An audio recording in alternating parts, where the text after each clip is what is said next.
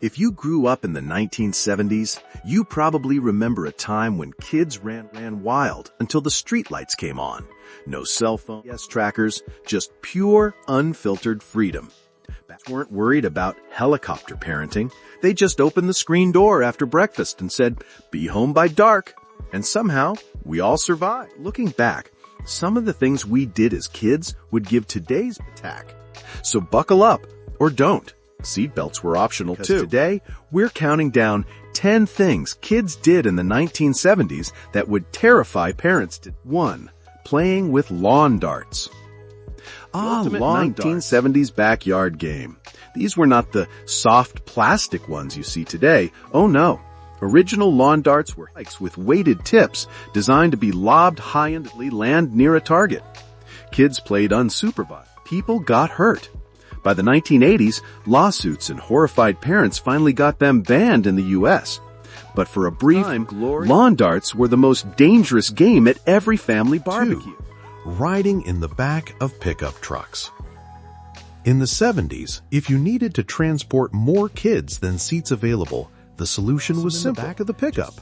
No seat belts, no padding, just bare metal, and parents didn't think twice about it, and kids loved the thrill of feeling like they were on a roller coaster.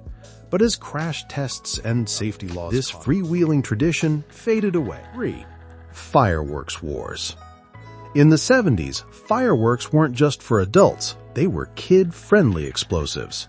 Bottle rockets, fire, and M80s, basically mini grenades, were sold at roadside zero ID checks. Kids would have full-on fireworks battles in backyards, parks, and laughing as ash rained down. But after too many burns and regulations tightened. Now most states ban anything louder than a party popper. 4. Sleeping in the car. Before minivans had cup holders, let alone seatbelts, kids made their own nap spots, like the rear window ledge of the family station wagon. It was the perfect perch to watch the world go by. Stop sent you tumbling into the back seat. Parents didn't worry. After it was padded, sort of.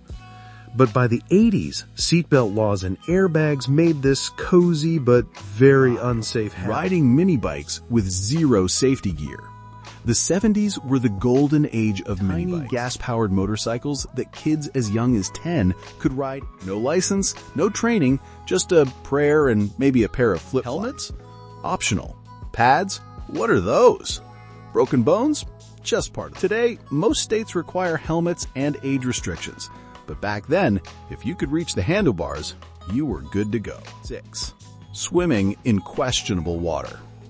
In the 70s, if there was water, whether it was a crystal clear lake or a questionably green drain, pools had no fences and lifeguards were optional. Parents figured you'd either learn to swim or sink. But as lawsuits and safety awareness grew, public pools got stricter. And today's kids are more likely to swim in chlorine-filled safety zones than wild watering. 7. Trick-or-treating alone. Halloween in the uncharted territory. Kids as young as 6 would roam neighborhoods alone for hours. Unwrapped popcorn balls, homemade cookies, and mystery candy escorts. No candy x-ray machines, just pure, unregulated sugar chaos. But after urban legends and real scares about tamper, parents started tagging along, and Halloween was never quite the same. 8. Riding in the grocery cart. Before child-safe shopping carts with standing up in the front basket, clinging to the handle like it was a rodeo bull. You were flying. Parents didn't think twice until ER visits proved these carts were basically toddler cats. By the 90s, stores introduced safe. 70s kids will always remember the thrill of supermarket surfing. Buying cigarettes. In the 70s, if your parents ran out of smokes, they just send you to the store to buy more. No ID, no questions, just a kid handing over cash. Winston's. Cigarette machines were everywhere, even in diners.